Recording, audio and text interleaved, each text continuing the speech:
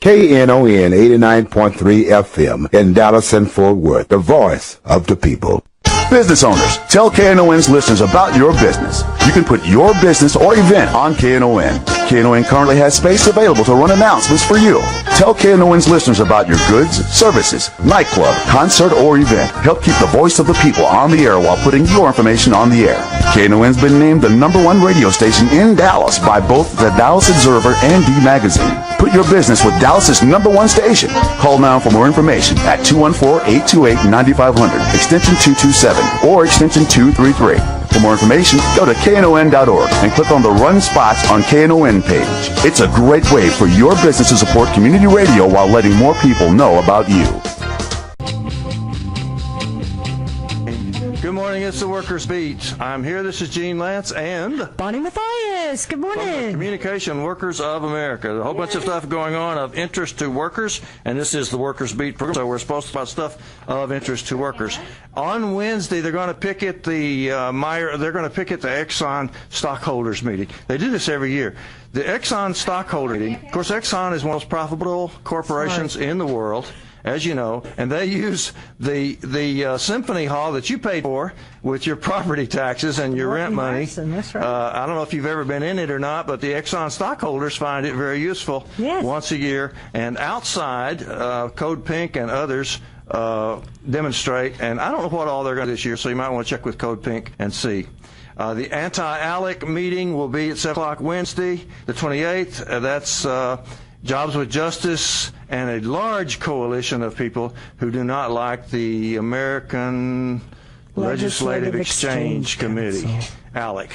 Okay, that's 1408 North Washington, 7 o'clock. On Thursday, I think I've got this right, and you can correct me if I'm wrong, I believe that the Our Community, Our Schools group, which is what Reverend Barnett was just talking about, Our Community, Our Schools is the good guys. They're the ones who oppose the privatization of the public schools, and they are having a public meeting at the Mattie Nash Rec Center at 5:30 on Thursday, the 29th.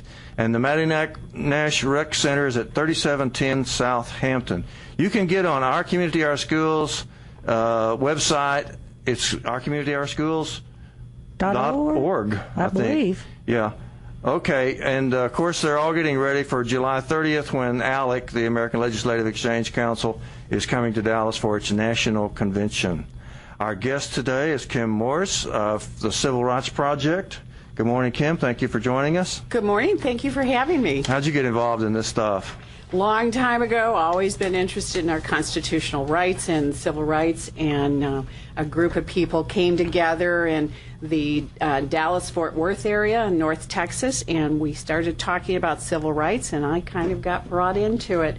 I'm a business person, and so I'm putting together the new North Texas Civil Rights Project here in the Dallas-Fort Worth area. Did Mark Cuban do a bad thing? He's the owner of Mavericks. Yes, he seems to have done a bad thing. Is the civil rights going to give him a mark? He kind of stepped in it. Yeah, he did. And then he probably should have not tried to fix it.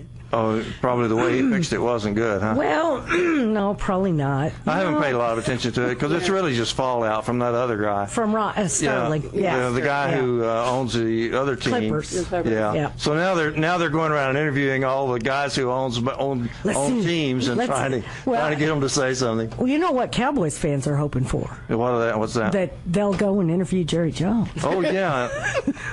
Then maybe he'll step in it, and we could get a better team. Well, anyway, Kim Morris, what's the status, in your opinion, of civil rights in North Texas right now? Do you think we're doing okay? I mean, some people would say, well, they don't have any slaves anymore, although I understand they did catch a guy with a slave not too long ago. It wasn't here in Dallas, but he had a slave, was keeping him in his chicken coop. Great. Yes, I know. Something like that. I don't know the whole story on that, but civil rights in our area are something that that's why we're forming a group up in this area. The North Texas Civil Rights Project want to go after people who who infringe individuals' freedoms through, our government and private organizations, so that you cannot participate in civil and political life of the state without repression. And we do run into that, and anybody who's listening probably understands that a lot. Yeah, yeah. I'm afraid that may be the case. If you're interested in talking about civil rights with Kim Morris, call us at 972-647-1893. The station absolutely loves it when you call. The more you call, the more they like it. What do you got? Marjorie is online too. How are you going to put her on? Can you put her on? I can do it right here. Okay. Good morning, Marjorie. Thanks for calling KNON. Okay. I don't hear her, Bonnie. Rain right now, but so I couldn't hear what was said on the radio. But I wanted to mention that there are two marches against Monsanto today. One's at downtown Dallas at City Hall, and the other is in downtown Fort Worth, which is where I'll be because I'm going to be in Fort Worth this morning. And it'll be at the General Worth Square on Main Street, which is next to the big round convention center. What time? I just wanted to make sure people knew that so they could go to whichever one is more convenient. What time, Marjorie? Both of them are 1 p.m. Okay. Okay, so... And I think... And the International Day of Action, I think they're calling for all of them to be at 1 p.m. local time. Okay. Well, what are you protesting about? Wear yellow if possible because Roundup is killing the bees. Okay. I see. This is against and Monsanto. Roundup is a product of Monsanto? Yes. So right. This is environmental action. Yeah. Mm-hmm. Say again? So this is an environmental action. Yes, it is. Mm-hmm. It's an environmental health action. Okay. So, okay. So I hope. Okay. Do you know about the Exxon protest Wednesday morning? Do you know what time and place on that? It'll be at 8:15 a.m. because the shareholders meeting will start at 8, and so we'll be there at 8:15 a.m. Mm-hmm. And one individual may decide to commit CD, but I saw him 2 nights ago. He didn't mention it then, but previous organizing meetings, he was thinking about doing that, just demanding to get inside the Symphony Hall and say the public needs input on this. Because what they're deciding is gonna be a life and death matter to us. Mm-hmm. Now there are a few shareholders or offspring of shareholders who will be in there and will speak about the environmental impacts, and B, how terribly Exxon is treating their workers. But one individual may go to the door and demand to be let in. Mm-hmm. And that won't get everybody else won't get arrested just because somebody gets arrested. No, that won't get anybody else arrested if you don't block the door. You have to kind of know what you're doing at these things and make sure, because sometimes people go intentionally to get arrested, and you want to be sure that you're not standing between them and the cops. Right. Mm-hmm. So, but if you don't block the door, I think you'll be good. All right, Marjorie, appreciate you telling us about these things. And that's a part of the Civil Rights Thanks, Project. Marjorie. Have a good one. Okay. That we'll be talking about Bye-bye. is the right to assemble. So when you have the right to assemble, those are some of our political rights, which include natural justice. And that's something that the Texas Civil Rights Project has taken on quite a bit throughout the state.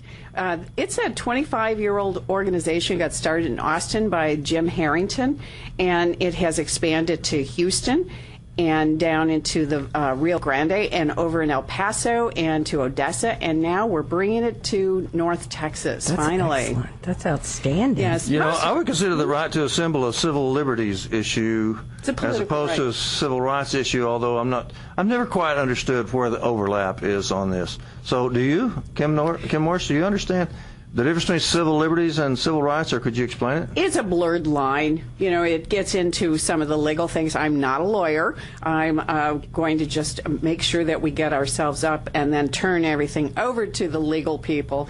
But the political rights is a natural justice. It's a procedural fairness that we discuss in the law. And when we talk about procedural fairness, it also talks to the right to assemble, the right to petition, the right to self-defense, and also the right to vote. And the Texas Civil Rights Project is very involved in testifying with the NAACP in the Austin area about the right to vote and what's going on in Texas. The voter suppression business that's going on in Texas. Right. Yeah. 972-647-1893 if you'd like to get your 2 bits in. Now, my big question, Kim, is will the Civil Rights Project take cases? In other words, can people call in and say, I've got a problem, my mother-in-law's got this problem or something like that? Can they call and will somebody answer? Yes, every Wednesday, how we operate, how this organization operates, is that they do intake calls. And every Wednesday from 2 to 4 p.m. at 972-333-9200, starting June 4th in North Texas, we will be taking calls about civil rights violations. Now, we will, because our resources are so small, we're a volunteer organization up here right now until we can raise funding to hire staff. This will go through the Austin office. Now, we handle mostly impact litigation, and what I mean by that is that as the individual calls and there are procedures and issues in a civil rights matter that affect a large group of people, then we will mostly litigate on behalf of the individual to make an impact on those procedures and issues. I got the telephone number, 972-233-333-9200. Right. But I didn't get the hours that people can call. Every Wednesday from 2 to 4 p.m. So you'll have a volunteer there taking calls on civil rights issues. Me and others. That's great. That's great. 972-333-9200. Right. Having a little trouble with my own handwriting here. Well, you remember, Gene, I think that the city of Dallas has actually passed an ordinance where you can't be on the service road of the freeway. Mm-hmm. That ought to take that up with Kim Morris and her group, shouldn't Really? Because, I mean, that kind of sounds like you're trying to silence us. Mm-hmm. Well, they definitely are. Well, yeah. You can't protest there by the Bush Library, which is really a bummer because, that's a perfect place. ALEC, their convention is going to be at the Anatole. It's kind of got this long side of the service road. Yeah, with no sidewalk, no nothing. So it's really, it's trying to silence our voices. Yes, well, there have been so many laws passed that have limited access to areas that you can actually protest in. But you still have the right to protest. Yeah, but it's getting to be more and more of a theory and less of an actuality because they are, as you said, all right. Hold on just a bringing second. the parameters in closer and closer on that. And for example, when we protest at the Anatole Hotel against ALEC, we will not be able to get on the east side of it at all because there's no sidewalk over there, and they say that's the service road. Randy's online. You want to put him on? Yeah, let's go ahead. Good morning, Randy. Thanks for calling KNON. Good morning, you guys. Hey, I got a question about an issue that's coming up now. I was listening to another radio station, and they were talking about another radio station. Randy. I'm shocked. Well, sometimes I can't understand what they're saying on the Indian show, and I have to listen to something. Okay. I mean, the beat's good, but that's good music. Yeah, it is. Yeah, it is. Anyway, my question is there somewhere in the Constitution? Because debtor prisons were one of the issues why we declared independence from England. Because virtually everybody was under a standing warrant. I mean, they could bust in your house and whatever. But my question is for example, if I don't cut my grass before it gets a foot tall and the city sends me a citation and I go to court and I cannot pay that fine, then a warrant's put out for me and I'm arrested. So because I cannot pay a fee and actually commit a criminal offense, unless now your high grass is a criminal offense somehow. So now it is debtor's prison. So my question is there something in the Constitution that keeps us from being imprisoned in a debtor's prison over a fine or a fee? the debtor's prison issue is, as quote-unquote debtor's prison was eliminated a long time ago. Is it a civil rights violation? I'd have to refer to our lawyers on that. What I will talk about, though, is the effort in the United States throughout, mostly what I've heard about is in some of the southern states talking about the very thing you're talking about. So we need to address this further. We'll have to take a break and be right back to talk with Kim Morris about civil rights. And then comes Saturday morning. And that's us. 972-647-1893 if you want to get your 2 bits in. We're talking about civil rights. And I was just about to ask a loaded question of Kim Morris. Are we in better shape today, or is it getting worse? Or should we be alarmed? Or is the light amber, green, or turning red? It is definitely turning red. And I think we need to be alarmed. The reason we need to be alarmed, like such groups as what we're going to be protesting, the ALEC group. And organizations like that and the people who fund that type of thing would like nothing more than to diminish individual freedoms as they relate to our civil and political life of the state, and they would like to repress us. Yeah. So those are things that we have to be aware of. And as these right to vote situations come up in all these different states, we have to be aware of this. We have to get out and speak about it. Is ALEC an organization that pushes voter suppression? Definitely. They want to limit your right to vote, and they are behind legislation. If you follow it, they produce legislation handed over to the legislators, and son of a gun, it's almost word for word in all these states. Yeah. Wow. And sometimes it is actually word for word. Yeah, you got it.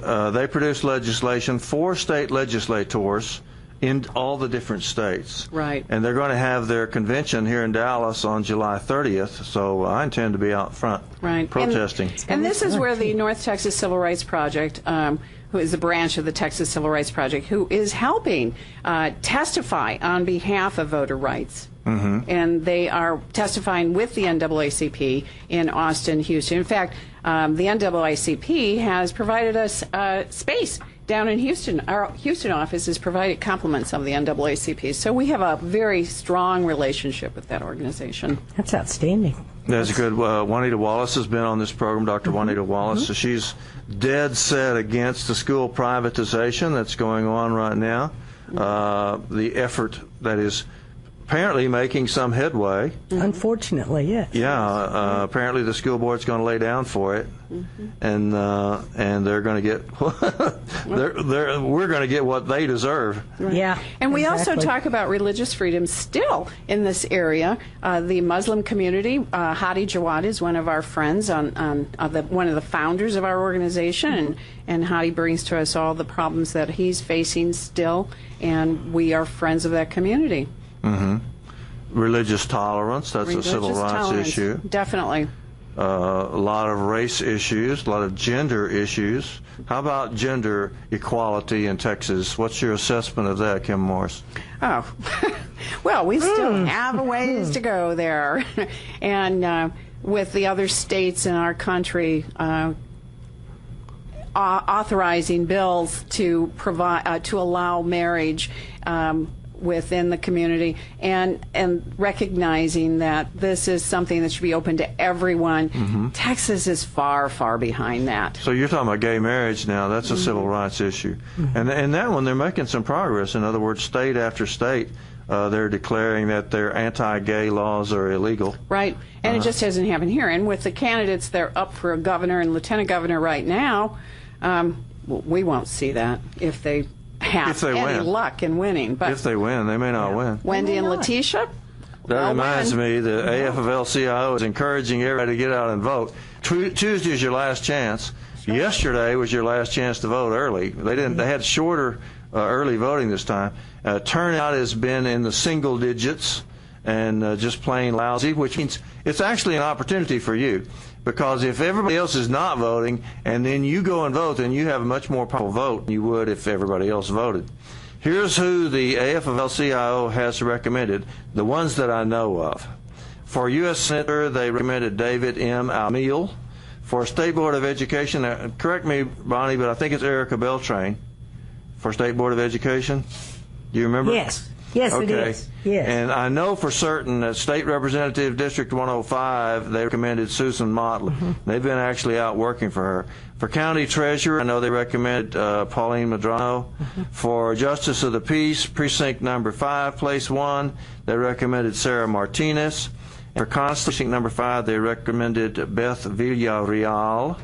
For Justice of the Peace, Precinct number 4, Place 2, they recommend Katie Huebner. And I'm not too sure about the other Justice of the Peace, and I'm not sure about Criminal Court number 5 because I didn't get advised on this. And yesterday I did the Dallas Labor News, which is an email newsletter, and I screwed up. I put a candidate on there that the FLC had not endorsed, and you could hear the thunderclap from Austin. Man. And my phone started ringing. What are you doing? Take it easy. I did something. Easy. I did a dumb thing. And that's the problem with the internet. You can do a dumb thing, and suddenly 2,000 people know about it. Yeah. Sorry. Yeah. Well, I take it all back. If people are waiting outside with rocks to throw at me, I take it all back. I'm sorry. But anyway, they are urging people to get out and vote. We have this argument all the time. There are people who don't believe in voting. I heard some of them the other night saying, well, voting is I say, or something like that. If you're interested in politics at all, if you want to do anything, then why wouldn't you vote? It's the easiest thing you can do. That's right. It's surely hard to organize a demonstration. It's pretty hard to stand in front of the Anatole Hotel with a sign protesting. It's pretty hard to go down to the Meyerson and where somebody might even get arrested, Right. and you have to stand up down there. But it's easy to vote, and nobody throws rocks at you or anything. Secret. So why is it that people would say that they're interested in politics, but they don't vote? I think that's crazy. 972-647-1893. If you think I'm crazy, or if you think Bonnie's crazy, you can call us and say so. We have Bonnie on the line. Oh, yeah, I forgot. Imani. Good morning, Imani. Thanks for waiting. Thanks for calling KNON. Good morning. Good morning, Bonnie. Good Jean, morning. young lady. Glad to hear from you. How you doing? Look here. I tell you, the gun show in Fort Worth is packed. You can't even get in there. Is that a fact? Yeah, that's what's happening. They're selling something in America. It's not that's going to be good. I have an article from the Poke. He wrote about. He said it's not the rich and the one who has the monopoly on the countries anymore. He said they have more than 1%. They have 34% of the wealth at this time. Yeah, that's right. It's 1% owns 34%. Yeah. And then what it is, well, the key to keeping us, I'm going to do a play called Willie Lynch. And they think really? it's just a black thing. Yeah, I'm going to do that. I just finished a course at Mountain View. I've been going to the drama class, and my drama teacher's going to help me do a stand-up drama on Willie Lynch. But I want to tell the Caucasians, the white people, this ain't about black, Hispanic. This is about poor people. That's right. This thing is about poor people. They call it divide and conquer. Wow. And it started with black people, took away our language, our religion, our name, everything. Now they said, well, why don't we do all people like that, the poor people? So what they do, they keep the poor whites divided against the poor blacks. They keep the poor blacks divided against the poor Hispanics, and they keep this divide between us where we can't organize. And while I just finished my Texas government class, the money, the Coca brothers, is buying up everything, buying our politics, buying our democracy. Yes, they are. That's right. And a lot of that money goes through ALEC. A lot of that Koch brothers money goes through ALEC. You going to protest ALEC with us, Imani? Excuse me? Are you going to protest ALEC with us on July 30th? July 30th. Yes, sir. Let me write this down, Gene. To leave that on put it out on the air. Okay. But I want to put right in there, Bonnie. I thank you I saw you a couple of weeks ago. I know. It's nice to see you too. Thank you. But I'll be sitting back watching. You know what? I was sitting back watching, Gene. I'll go and watch now because I don't want to be seen all the time. And I watched the police department. I saw the police department, how they had Bonnie them surrounded. Look here, man. This is getting dangerous for this country. If poor people don't get up and do something, either vote, you can't vote and you can't buy a gun, I don't know what you're going to do. I guess you're all going to just become slaves again. So we've got to do something very serious. We got to educate ourselves. Thank you so much, Imani. Thanks for calling. We'll put the information out there for you. Yeah, that brings me to another important question I want to ask Kim Morris of the North Texas Civil Rights Project.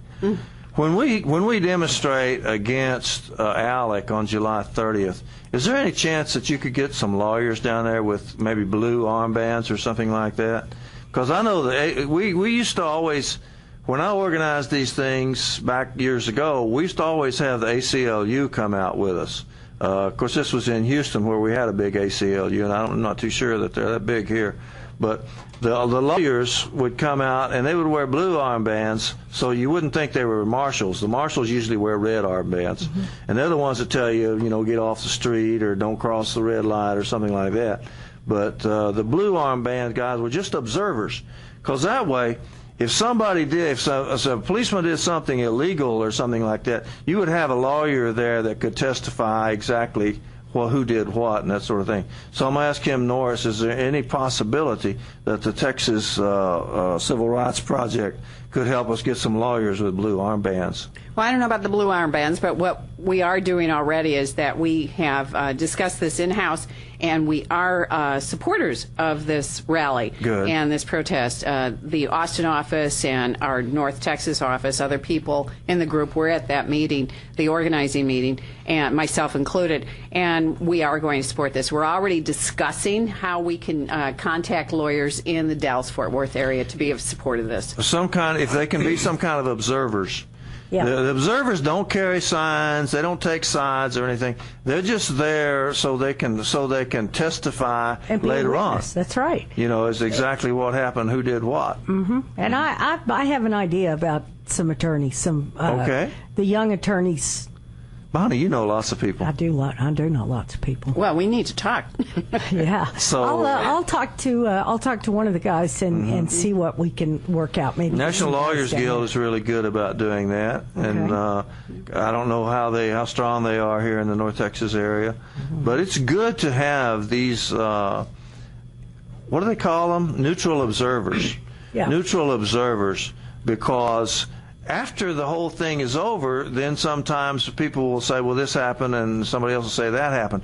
Of course, nowadays, everybody got video on their cell phones. That's right. That's how the Occupy group, when the policeman pushed this man off of the planter, and of course he claimed he didn't, and luckily somebody else had a of it. Yep. And so the guy were dismissed. Charges were dismissed. But if it hadn't been for somebody videoing it, he would have been in very, very serious trouble. Exactly. Because the police said, he started it and stuff like that. And he hit me with this flag. Yeah, 972-647-893 is the number if you're interested in getting in on the discussion. It is well known that Bonnie and I have a lot of opinions. You may or may not agree with them, and you can get your opinions in 972-647-1893. We're talking with Kim Morris, and she's hoping to see a really big civil rights presence in North Texas. Definitely. Working with the NAACP, not trying to replace it or anything like that, just trying to bring some more legal power to bear on civil rights problems in Texas. Right. We saw that there was something missing in the civil rights area in Texas, and that's why this organization got started. The gentleman who started this, Jim Harrington, 25 years of experience in this field, has expanded to all sorts of different areas, defending women in Violence Against Women Act as it pertains to immigrants, women who have found themselves in an abusive relationship and they have a deportation hitting them. So we've gotten involved in that. We operate on a lot of grant money and donations, so I'm always asking for that, 972-333-9200. So want to talk about that. And that's the kind of work that we do around here. We also work with military and some of grant money that we've got. What do you mean you work with military? We work with military as it relates to their civil rights, trying to get... Oh, you mean individual soldiers? Yes. Like if some female private gets raped by a general and then yes. she could go to you. Yes, and that's where the impact litigation comes in, how it could affect procedures, policies, and that definitely is procedure and policy. What's the difference between impact litigation and other kinds of litigation? Well, the impact litigation, as I keep referring to it, is it's on procedures and policies, and they will impact or it will affect a large group of issues. So we're not just talking about like if somebody named Brown wants to go to school in Topeka, that's a case. It's an interesting case, but not until it got to be Brown versus Topeka at the civil rights at the Supreme Court, and it became impact legislation. Right, then it becomes impact legislation, and a lot of people who bring issues to us, it starts off with, I had a problem, and they have maybe... Just looks like an ordinary individual problem at first. And we need to find out what, and that's why we take these calls, these intake calls, and it's done by volunteers, it's not done by attorneys, and we take these calls and pass it on to the attorneys to find out exactly how the civil rights violation occurs, if there is one. If not, we will refer people on to good organizations or individuals in the area to help. In the union movement, when one of Bonnie's union members calls her with a problem, they call that a grievance. But if it turns out there's 50 or 60 other people affected by the same thing, then they might call it a policy grievance. Is that right, Bonnie? Or a class action grievance. Or a class action grievance. Yep. So they put a bunch of them together. Absolutely. And then it becomes an impact grievance as opposed to just an individual's problem. Exactly. Yep. Right. That's right. And it makes, I mean, a lot of people say, well, everybody will file a grievance. Well, that's okay. I can flood them with letters, but if I have one letter with 50 people on it, I think that's more effective. So then it becomes an impact thing, and you might actually even change the interpretation of your contract or something like that. And in the civil rights case, in Kim Moore's case, what they really want to do is change the interpretation of the law. Well, I don't know about that. We definitely want to make sure that the group that's affected by this, that has a discrimination issue, maybe a discrimination issue under the civil rights area, is definitely taken care of. After this break, I'm going to ask Kim Morris about some of the issues some impact legislation that they've done in the past, but we'll take a break right now. I had a dollar. Back! 972-647-1893 is the number. We're talking to Kim Morris, and we were talking about impact legislation. A guy called and wanted the phone number a while ago, so we got the number again, 972-333-9200, and extension 1004 is Kim Morris. One last, you read it this time, Kim. 972-333-9200 is the main number. And the extension? My personal extension will be 1004. Okay, and is this going to be the number for the organization, or is this? Yes, in North Texas. Okay. And our intake calls are Wednesday, 2 to 4, starting June 4th. Okie doke. Outstanding. So I'm sure you're going to get some calls because there's a lot of bad things happening in civil rights. Yep. Unfortunately, we thought back in the 60s that we had made this progress and we would never go backwards, but we didn't know about Reagan at that time. We didn't know about Alec either. And we didn't know about the Alec organization. The Koch brothers. They we were talking about impact legislation. What kinds of things has the Civil Rights Project handled, Kim Morris? Well, a lot of the things like right here in the state of Texas, which is what we got started was with the unions. Jim Harrington, who's the founder of this organization in Austin, he worked with the unions and other organizations on the polygraphing of state employees, and he was instrumental in testifying and getting that stopped also. Oh, that's good. That's his background. So we have quite a history of local and state support on civil rights. And so those are the type of things that we've worked on. The voting rights right now, trying to do some education throughout the state on that. Yeah, don't just let it go if you have trouble voting. That's right. Call somebody. There's supposed to be a number at the polls, isn't there? That's right. Yes, sir.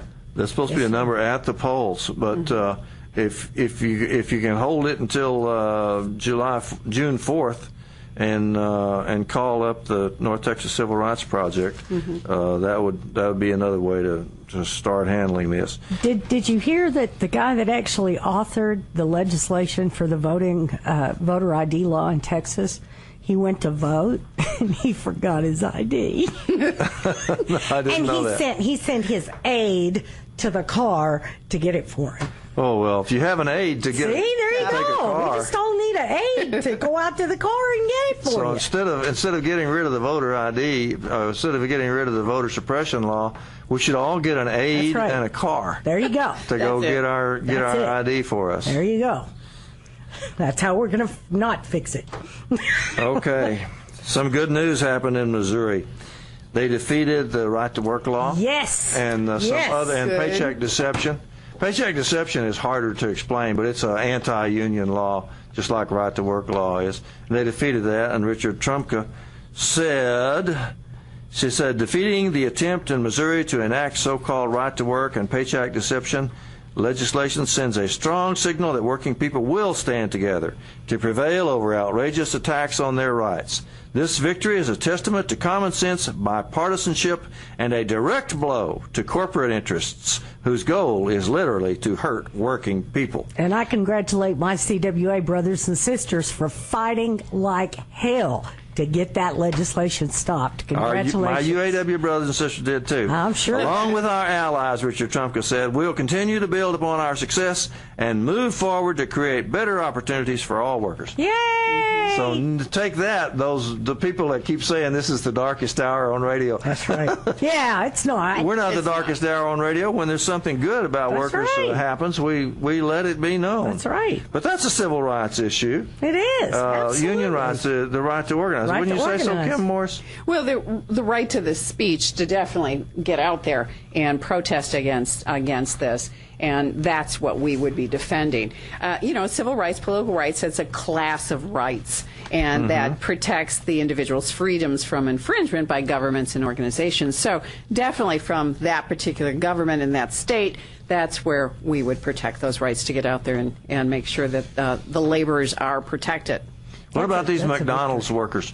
People who work in fast food, and they want to raise. They're working for minimum wage or less, or a lot less. If they're tipped workers, is it $2.10 an hour? I think so. It's really shocking. Really awful. Yeah. How little they make. Shocking. And so they want a $15 an hour increase. 160 of them went to jail.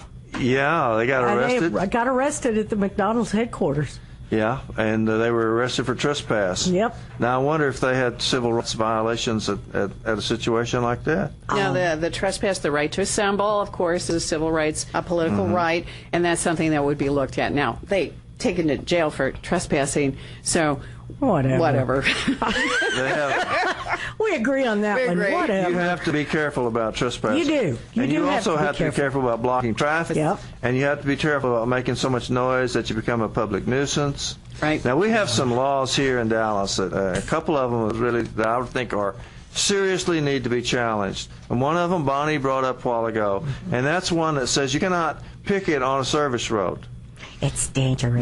They just cooked this up when the Bush, Presidential Library was That's opened. right. That's exactly right. They came up with this thing, and there was an ordinance, and I think I know where the ordinance came from because this is back in the 70s, or late 70s, early 80s, when we had an organization here called CISPES, which was an anti-war group, and I'm ashamed to admit that I'm old enough to have been in it.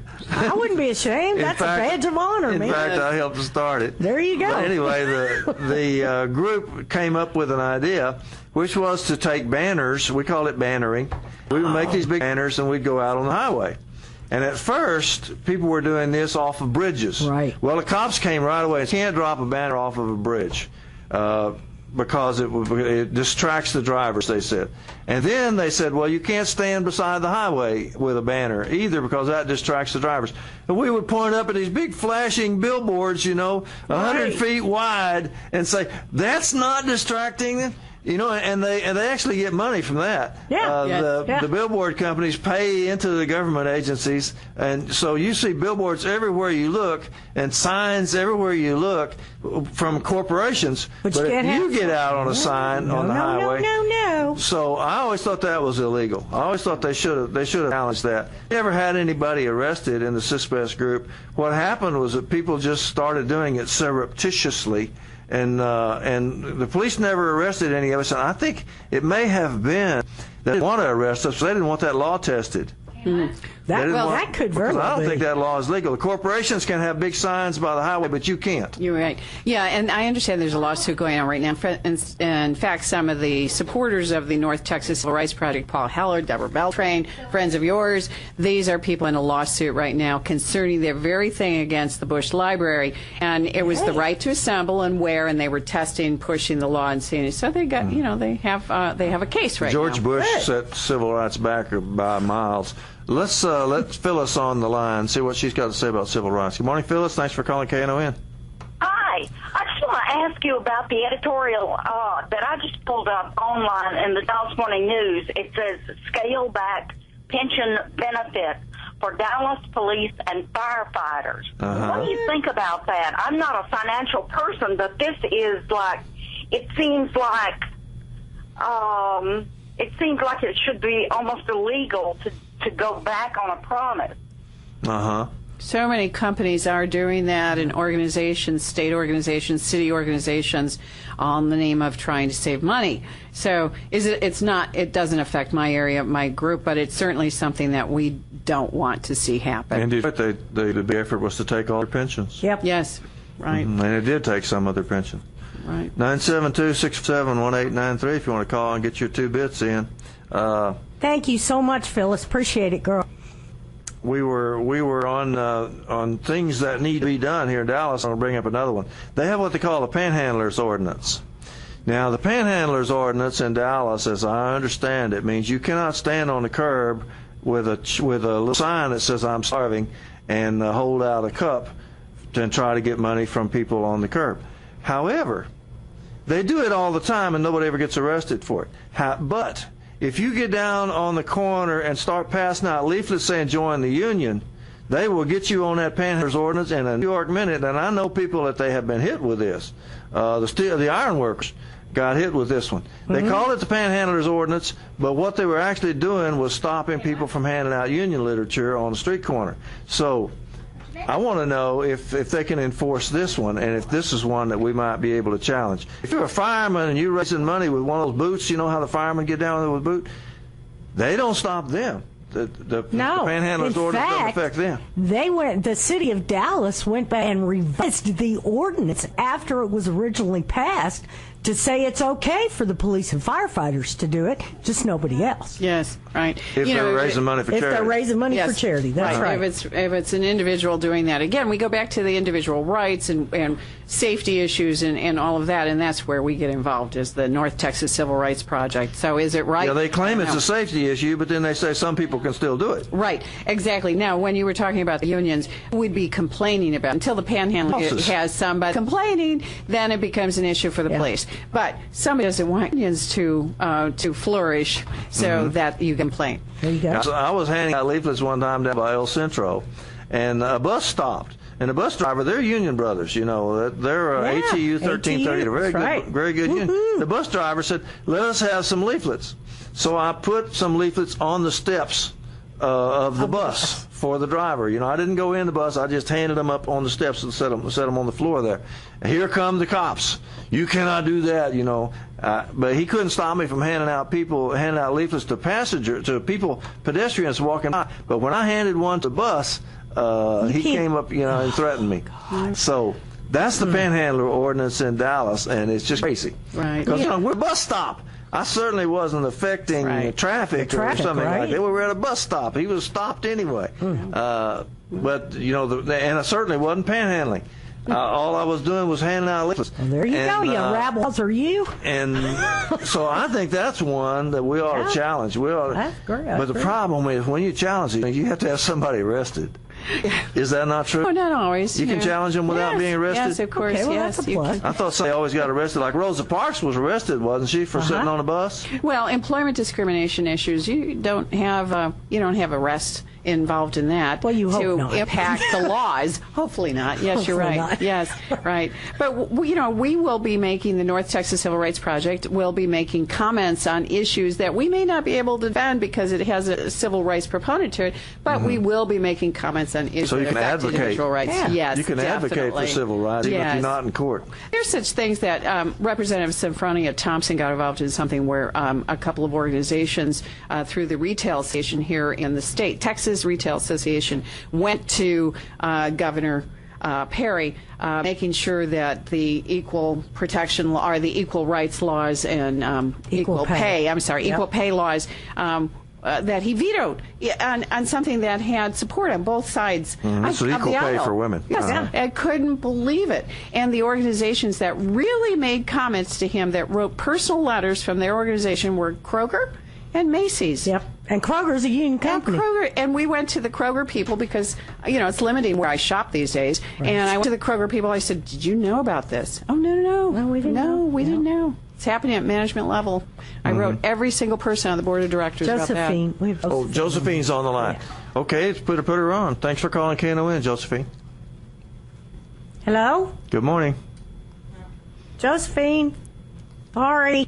Josephine, call back. Call back. We got a few minutes. You still got 3 minutes. All right, well, I'm sorry to interrupt, Kim. Well, as I was saying, the equal pay laws. So we would be making comments on that. And if it turned into something that it could impact a large group of people, we would definitely get involved. Good. It's crazy. The decisions that are made at the top sometimes are not they're not consulted on. I attended the first of its kind Community Labor Leadership Institute this last week in San Antonio, with leaders from Harris, Bexar, Travis, and Dallas counties, both on the labor side and on the community leader side. Texas Organizing was there. Myself, several other CLCs and other labor leaders from across those four counties. And one of our partners is ADAPT. They are the folks with the disabled people. Yeah, the right. D is for disabled. Well, there is a law. This is a wheelchair activist. Right. And there's a law that is supposed to go into effect to make sure that personal assistants and home health care workers are now paid overtime. Right. Well, and Richard Trumka signed off on it along with a bunch of other people. And the ADAPT folks are like, wait a minute.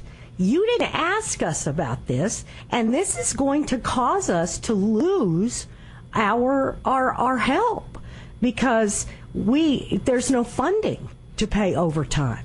So here you have a personal assistant who goes with you everywhere and helps you, but if they have to pay them overtime, they're not going to have a job. There's always lots of conflicts like that. Yes. There is. So, and the national folks from AFL said they would absolutely take it back to Mr. Trumka and say, we got a little conflict here about this. And because these folks depend heavily on home health care workers and personal assistants. And it's really, it was quite the eye-opener. It really was. Well, there's a big move on to organize home health care workers. Right. And There's they've a couple done of that. organizations working on it. I think Houston has organized a home health care. I once went to a farm worker rally in California, and we started in San Francisco, and we had to drive all the way to Fresno for the demonstration. Linda Chavez Thompson was there, and the bus I got on was full of AFSCME members, and they were home health care workers, and they were the best singers I ever rode in a bus with. That's great. So great. home health care workers deserve to be organized, and we'll have to work out these other problems. Absolutely. Everybody needs to get organized. Yep. I don't hear no ifs, ands, or buts about this. No. if we were organized, we wouldn't have to have lawyers and help, because we could get what we wanted by working together. That's very true. We're running out of time, so if you were thinking about dialing, I guess you better not. Too late. Just too quick. There's 2 marches today against Monsanto. One at City Hall in Dallas. The other one's in Fort Worth, near the convention center. They both start at 1 o'clock. All right. And 8:15 a.m. And what day is it? At the Meyerson on Wednesday. On Wednesday. That'll be the Exxon protest. ExxonMobil. That night is the ALEC meeting at 7 o'clock at 1408 North Washington.